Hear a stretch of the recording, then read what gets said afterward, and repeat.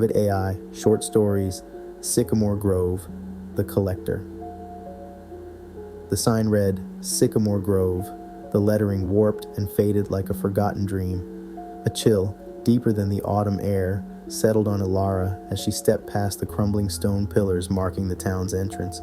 Every rustle of the sycamore leaves sounded like a whispered warning.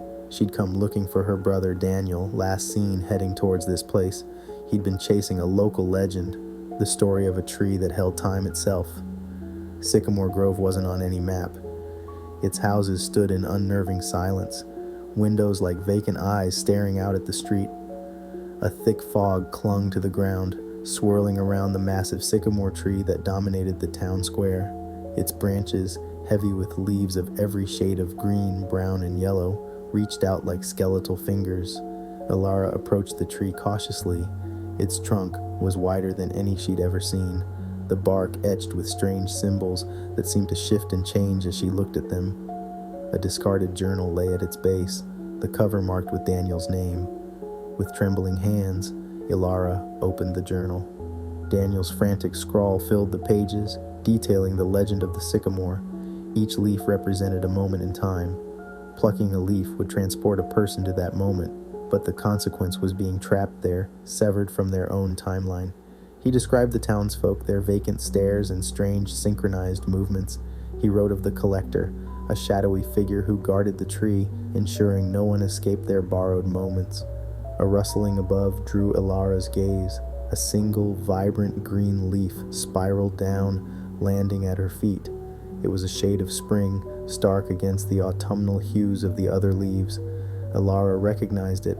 It was the same vibrant green as the leaves on the sycamore tree outside their childhood home, the tree where they carved their initials one bright spring afternoon.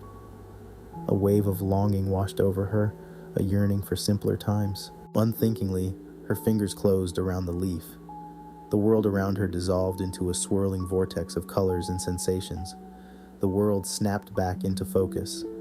Gone was the oppressive gloom of Sycamore Grove. Ilara stood beneath a familiar sycamore, its leaves a vibrant spring green. Sunlight dappled through the branches, painting shifting patterns on the grass.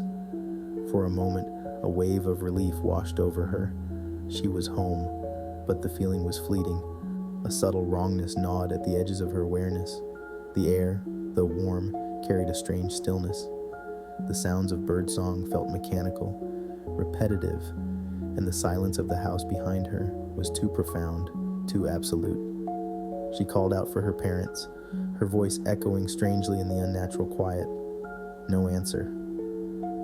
She approached the house, a creeping dread tightening its icy grip around her heart. The front door stood ajar, revealing a hallway bathed in an unsettling, stagnant light. Inside, the house was frozen in a tableau of normalcy. Dishes sat half-washed in the sink. A newspaper lay open on the kitchen table, the date a decade old. Upstairs in her childhood bedroom, her toys sat arranged on the shelves, coated in a thin layer of dust that spoke of years untouched. It was as if time itself had stopped, holding its breath. Then she saw it. A flicker of movement in the corner of her eye, a shadow stretching long and thin across the bedroom wall. It coalesced into a humanoid form, tall and gaunt, its features obscured by the dim light. The collector. Terror choked off Ilara's scream. It glided towards her, its movements unnervingly smooth, its silence more terrifying than any shriek. She stumbled back, desperate to escape, but the room seemed to shrink, the walls closing in.